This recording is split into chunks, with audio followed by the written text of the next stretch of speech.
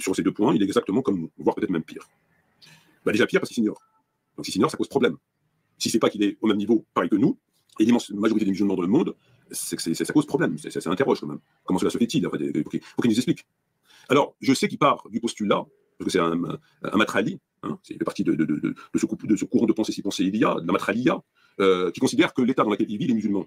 C'est-à-dire que le gouvernement de ces pays sont des gouvernements musulmans comme l'ont été le califat d'Omar, de Ali, de Othman, de Abu Bakr, avec bien sûr des problèmes économiques, des ceci, de ça, mais sur le pilier principal, numéro un, ils sont, à la différence des pays occidentaux, des pays musulmans, à qui on doit obéissance, expatati, patata, patati, patata. Donc, il leur applique les textes en ce sens. A contrario, les autres, c'est des koufars.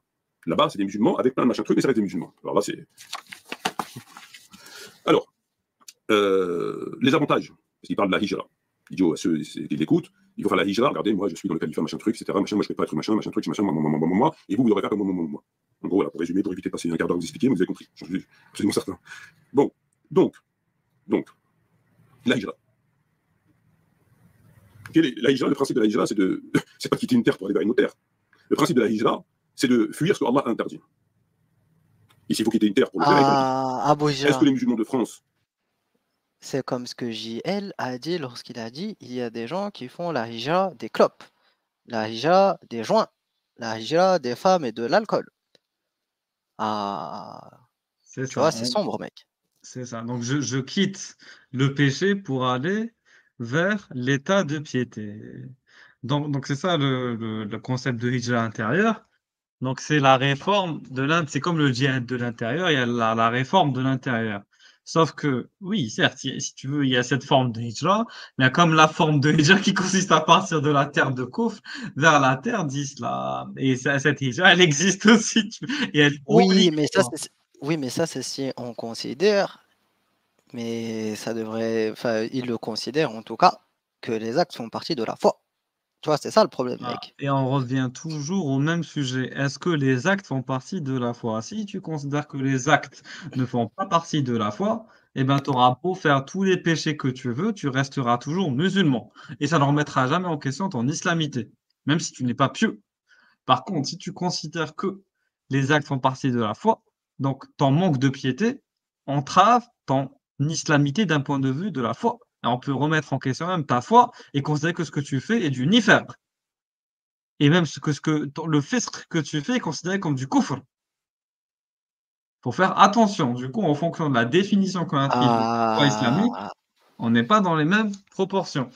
Tu vois, c'est comme nous, par exemple, regarde, mec, nous, on n'est pas dans l'hypocrisie, faut être honnête.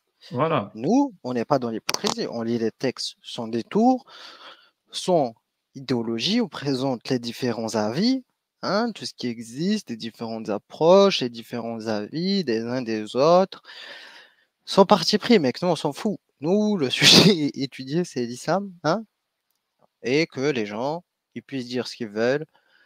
Et surtout, nous, on n'est pas anti-islam, on est des gens qui militons pour la liberté de conscience. C'est pas pareil, mec. Et donc, si maintenant, il y a des gens qui viennent nous opprimer dans la liberté de conscience, c'est problématique, mec. Faut être honnête. C'est ça le problème. Par exemple, là, je vais vous montrer une définition, une conception de la foi, etc., qui est présentée dans un site islamique. Donc, Maison Islam. Qu'est-ce que t'explique Maison Islam? Il t'explique que tu as le kufr akbar, donc la grande mécréance, ou le fisq akbar. Ils l'ont mis au même niveau. Qu'est-ce que c'est que le fisq akbar? C'est la grande corruption. Là, on est dans les actes. Le kufr, c'est la mécréance, en général, qui est akbar, qui est grande, ce qu'on appelle la grande mécréance, et fisq akbar, c'est la grande corruption, ce que tu fais avec les actes. Donc, c'est de ne pas avoir intérieurement et extérieurement le minimum de foi. Donc, manquement dans usl al-iman, manquer de foi. Et ils ont mis au même niveau le fait de faire de la grande corruption avec le fait de faire de la grande mécréance. Ensuite, nifaq al-akbar, donc la grande hypocrisie, ou hypocrisie dans la foi, désigne le fait de ne pas adhérer à la foi en son fort intérieur, alors même que par intérêt, on exprime par la bouche et par les actions extérieures qu'on adhère à cette foi. Nous, c'est pas ce qu'on fait, on n'est pas donné faire l'akbar, parce qu'extérieurement, ça se voit pas qu'on est musulman du tout. Et on ne dit pas par la bouche qu'on l'est. Voilà. Qu'est-ce que dit Al-Jurjani? المنافق هو الذي يضمر الكفر اعتقادا ويظهر الإيمان قولا. Voilà, comme on l'a dit ici. Ensuite, tu as le fisq asghar ou kufr asghar, c'est manquer en acte et pas en croyance aux obligations, aux fara'id et aux interdictions, al-kaba'ir, les grands péchés par exemple. Extérieur, manquement dans kamal al-iman al-wajib, al-muta'alliq bil-zahir. Voilà, donc manquer dans ce qui est obligatoire dans la foi, qui est en relation avec ce qui est visible. Voilà, donc c'est manquer en acte. Comprenez, là on parle d'acte et pas en croyance. Vous avez vu la différence? Acte et pas croyance. Donc là on est dans le fisq al-asghar, dans la petite corruption. Ou kufr al-asghar, donc on est dans la petite mécréance. Et eux, ce qu'ils ont fait, en gros, ils t'ont dit que la petite mécréance, c'était de la petite, équivalent à de la petite corruption, parce que tu as un manque d'acte en termes d'obligation, en termes d'interdiction que tu fais. Ou en gros, tu fais des péchés, quoi. Tu enfreins des interdictions. Eux, ils ont fait rentrer quoi, Ruben?